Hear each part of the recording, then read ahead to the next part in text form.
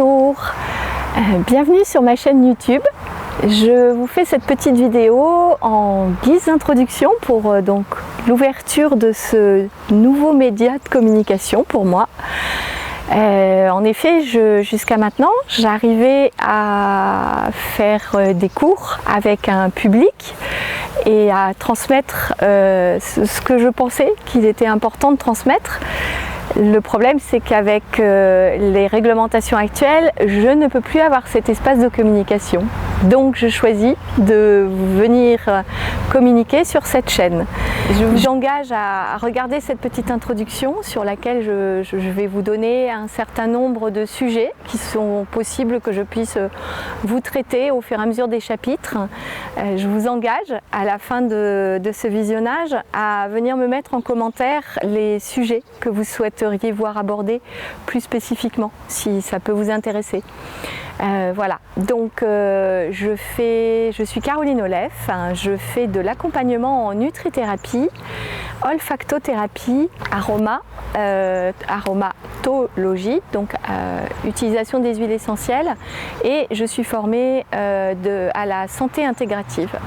Je m'occupe plus particulièrement de tout ce qui est équilibre alimentaire, tout ce qui est carence ou excès dans l'alimentation. Qu'est-ce qui fait que votre métabolisme peut-être à certains moments est perturbé et aurait besoin d'un rééquilibrage qui vous permettrait de vous sentir mieux. J'apporte dans mes consultations privées des conseils que j'explique, puisque je considère que juste un conseil, quand il n'est pas justifié, quand il n'a pas de sens, est plus difficile à être appliqué. Donc je vous apporte en général beaucoup d'informations dans ces consultations. Et je m'occupe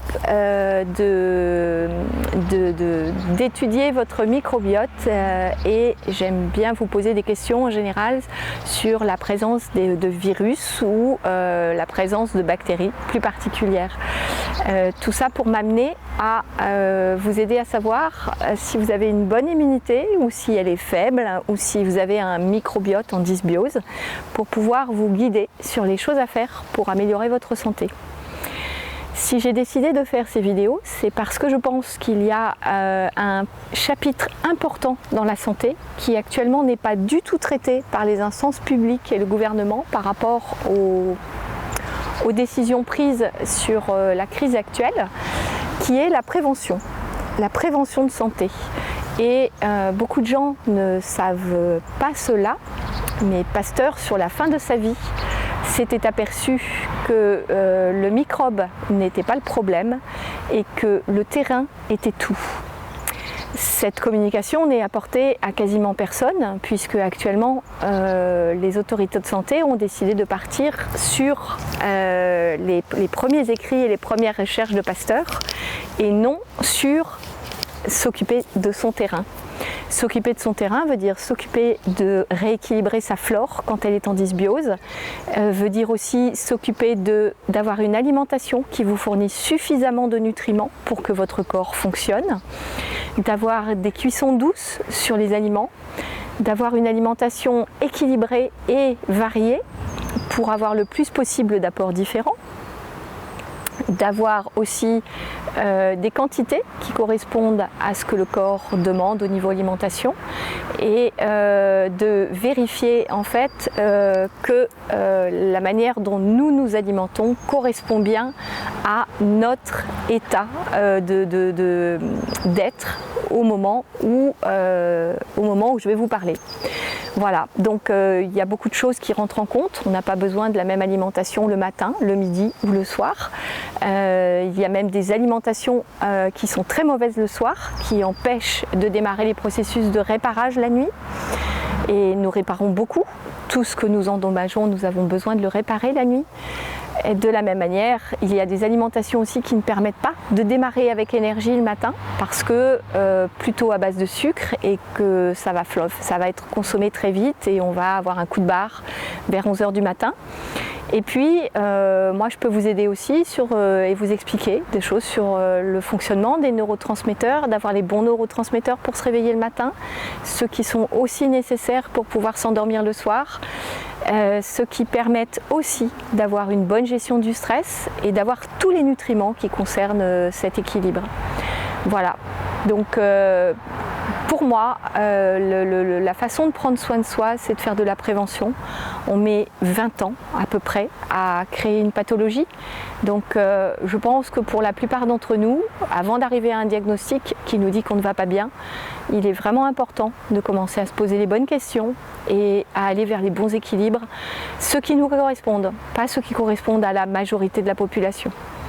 Voilà, donc écoutez, bienvenue pour venir m'écouter sur tous les chapitres que je vais traiter ensuite. Je pense que le premier que j'aborderai, ce sera celui de la prévention, c'est-à-dire qu'est-ce que j'entends par prévention, moi dans ma pratique, comment est-ce que je peux vous apporter des outils dans la prévention, comment elle est définie, qu'est-ce qu'elle peut vous apporter et surtout réellement quel est le concept de cette prévention qui est complètement à l'opposé en fait de ce qu'on nous a appris, en tout cas ma génération et les générations derrière. Nous sommes tous nés avec l'idée que si on ne va pas bien, on va voir le médecin. Et en fait, la prévention, c'est une autre démarche. C'est une démarche de s'occuper de soi avant tout et de n'avoir besoin du médecin que lorsque le mal a dit, la maladie s'exprime. Voilà. Et puis ensuite, vous me direz si vous souhaitez voir certains chapitres sur comment booster son immunité, comment prendre en charge par exemple un rhume ou un épisode grippal, comment faire pour reprendre le sport quand on a été confiné pas mal de temps, sans faire de mal à son corps, reprendre une bonne activité par exemple. Voilà. Et puis surtout n'hésitez pas, venez me mettre des commentaires sur ma page YouTube ou sur ma page Facebook sur les sujets que vous souhaiteriez voir abordés ou les questions auxquelles vous souhaiteriez que je réponde. Voilà. Et écoutez, je vous dis à bientôt.